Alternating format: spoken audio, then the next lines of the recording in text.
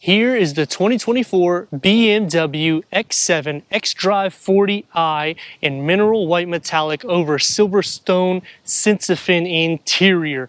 Last year we had a LCI, which entailed extra horsepower, extra torque, exterior and interior refreshes. What makes the X7 better than the rivals with some pros and cons? I'm Anthony from Hawkeye Rides. Up front, the two-face headlamp assembly. LED for your daytime runnings and your headlights that go into more of the satin aluminum and some gloss black elements. You can option for the kidney grille to be illuminated. It's an active grille shutter as it is, getting 8 inches of clearance with front and rear parking sensors and a 360-degree reverse camera. And underneath the long hood is going to house the 3.0-liter inline-six cylinder BMW twin-power turbo engine. Increased 40 horsepower last year with the LCI, so 375 horsepower to motivate this bad boy with 398 pound-feet of torque paired to an 8-speed automatic transmission, achieving 21 mpgs for the city and 25 mpgs for the highway, 21-inch Y-spoke alloy wheels. We do not have the M Sport brakes, which would add 4 pistons to the front. This does have the running boards, but the chrome that's going to go on the lower trim satin aluminum will take over the rest of the side. And this will reach a 0 to 60 at 5.6 seconds, top speed at 130. Change the wheels and you could top out at 155 miles per hour. Towing will not be the best here. That will go to the Jeep at near 10,000 pounds. Here you're at 7,500 pounds, which is sufficient for a large boat. You're over 200 inches long, in which Audi doesn't even make a vehicle that's comparable because the Q7 is smaller and not as wide. LED taillights, dual exhaust outlets highlighted in the chrome with the chrome bar that's going to outline the center of the tailgate.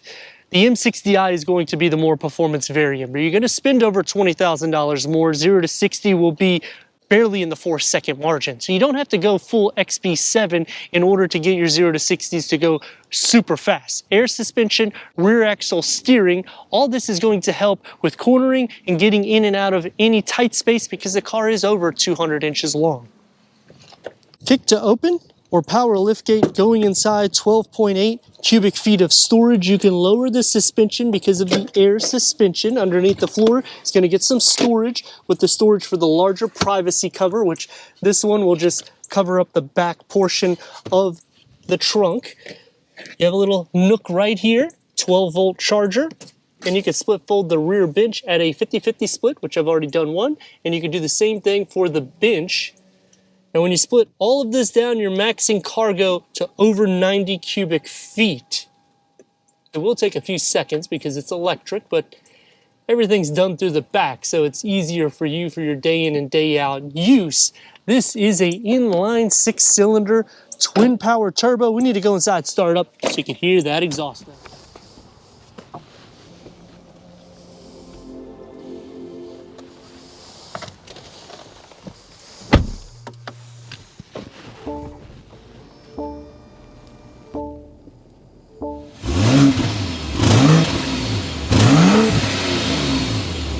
20-way power seat adjustment for the front.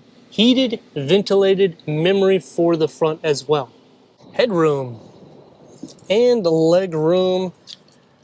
The X7 is a wide vehicle and you're going to get that in the interior. Up top the dashboard starts off with the X7 badging with the ambient lighting. Wood trim with the satin aluminum that's going into the air vents and around all of the air vents that are housed, integrating into the driver's side with a heads-up display, auto-dimming rear-view mirror, and a large pano moon roof. The upgraded Harman Kardon sound system comes with the gesture control for the premium package. We also have the parking assist, the driver assist, and the Alcantara headliner. Apple CarPlay, Android Auto, Sirius XM, AM, FM, streaming, Bluetooth audio, Wi-Fi hotspot, 5G capability, Amazon Alexa. Flip it into reverse and the park assist is going to include the 360 with the 3D view. You also will have the car wash view, which will show the trajectory in the front, and that's the 3D that you can use the gesture or the iDrive 8. Going into some more wood inlays. Open this up, a wireless charging pad, BMW digital key, USB 12 volt between the cup holders with the BMW X7 key fob. Gloss black elements are going to surround the iDrive 8 system and the rocker that was implemented last year. It's going to be more soft, opens up into a deep storage pocket with a USB, 3-spoke steering wheel, multi-function with paddle shifts, 12.3 digital gauge cluster that can go through an array of information, which you can change the content. We have the AR, which will show the camera in the front. And to show you a different content here, that's for the auto reversing. You can also do the same thing for the heads-up display to change the layout.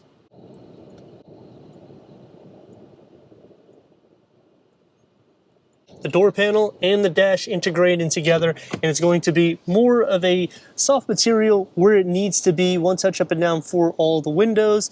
You get the ambient lighting, the wood, and a long storage pocket with the beverage holder carved out, and a storage pocket for the driver. For the second row, headroom and leg room.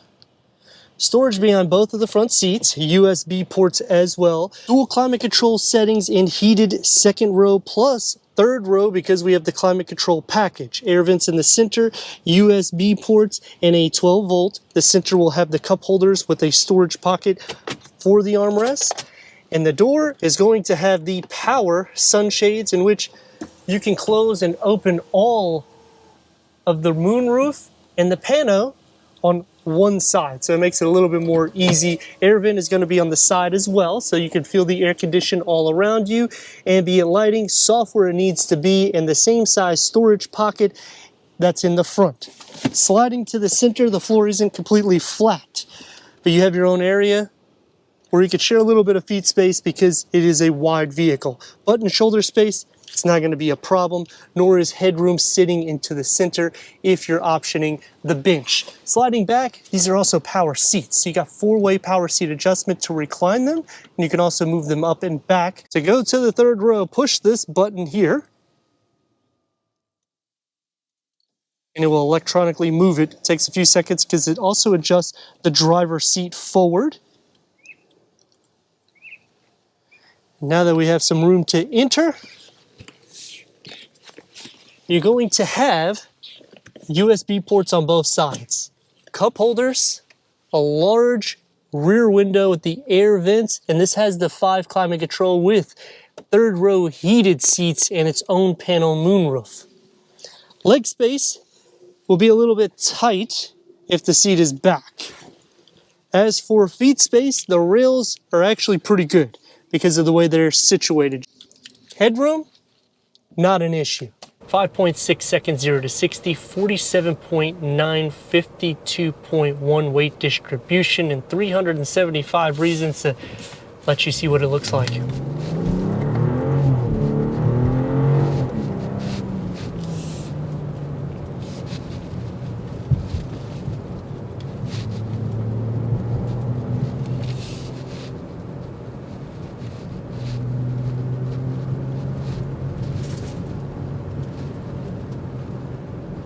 Now, when you're getting these boxes on wheels that's over 200 inches long, you really have to start putting this in your brain of, look at what you're getting.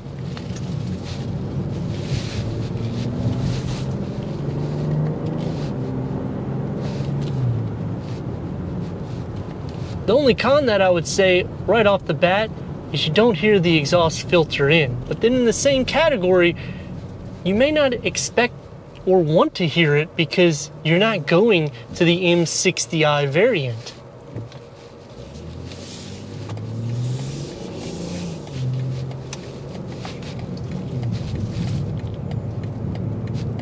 Just hugs the road. The exit. It's fun. Now to stop right here. Now you can see the 0 to 60.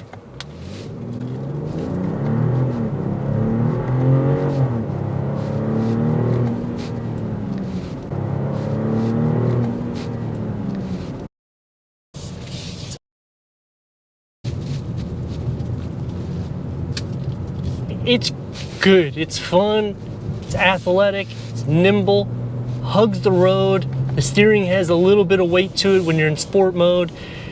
It's gonna take me to the pros and cons. Starting with the pros. You have all the benefits of, or essence of, a sporty SUV, and it's packed with luxury, like beyond luxury. 20-way power seat adjustment. You do have to option a few packages here and there, but you're gonna have to do that with any of the rivals. Some other pros is we also increased in torque to nearly 400 pound-feet. So before the LCI, it was one of those things that's like, well, does it have enough power? And then the M50i was just too much of a bite for people. But now you have the performance since the LCI, and you don't have to actually go up to the M60i if it's too much performance, and also you're gonna have to fork out a lot more dough.